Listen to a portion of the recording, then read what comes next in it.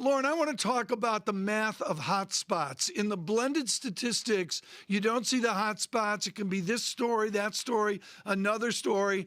Are we homogeneously getting better, or are we getting way, way better except for grim hotspots? Which is it? I think it's probably somewhere in between, and it can fluctuate depending on the sort of timeline that you're looking on the data, right? So I would say we are a nation of hotspots in general during this pandemic. The outbreaks are moving based on where public health measures are implemented, based on where new infections are spreading, where rules are changing. And that is at least partially due to our disparate medical system and healthcare access, right? So in general, yes, things are looking better in the United States, but we do still have some concerning hotspots. Vaccine supply looks secured. Maintain vigilance is the message, though. I hear that in the UK, hear it in the United States repeatedly from the administration, and Governor Abbott reopening things in Texas. What was your reaction to that, Professor, in the last 24 hours? It was really hard to see. Texas is a place where we have had these hotspots where the numbers are dropping, but they're dropping from an exceptionally high space. And we want people to maintain that vigilance. And I would imagine that after seeing that from Texas, that other states will do the same. And in fact, Mississippi wasn't far behind. I mean, just last week, just a little over a week, Texas had this massive natural disaster from the ice storms and the power outages. And so vaccines in many cases are delayed into arms, and some had to be wasted because of that. So there is a delay in public health activity there. So turning off all of the things that we know work right now is really unfortunate. Looking at the numbers coming out of Texas, the vaccination, 7.1% fully vaccinated, 13.4% have had at least one shot. We know that that's been targeted towards the most at risk in society. Professor, I'm wondering, do you think that is enough to prevent severe cases from really starting to build again in the coming weeks and months in Texas?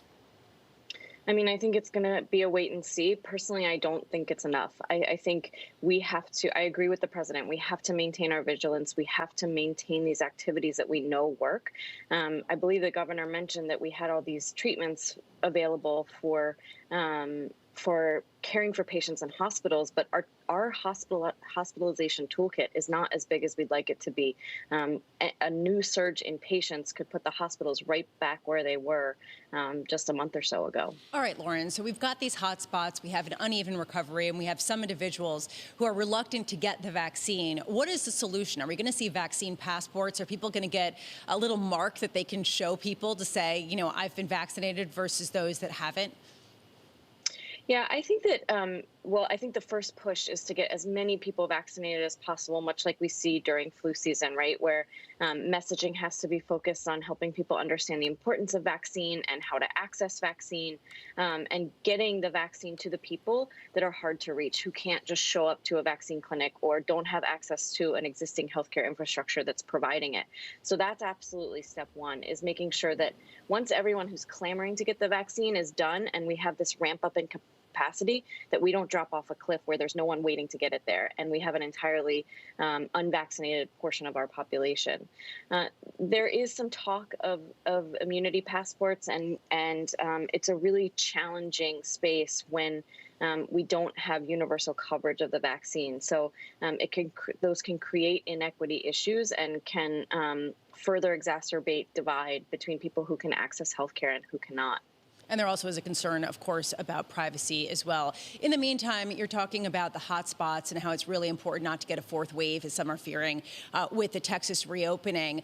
There are a number of strains that have emerged as potentially concerning based on their resistance to some of the vaccines. Which strain are you watching most carefully from that perspective?